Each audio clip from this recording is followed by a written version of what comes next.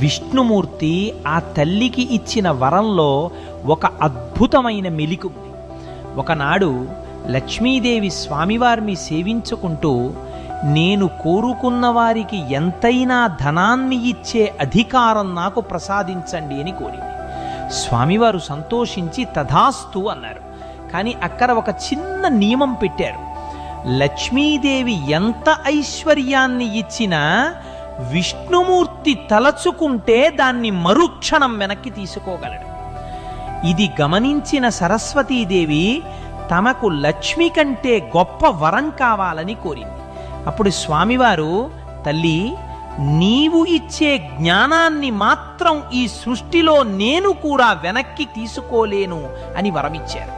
అందుకే లోకంలో ధనం వస్తుంది, పోతుంది, కానీ జ్ఞానం ఒక్కటే జీవుడితో శాశ్వతంగా ఉండిపోతుంది.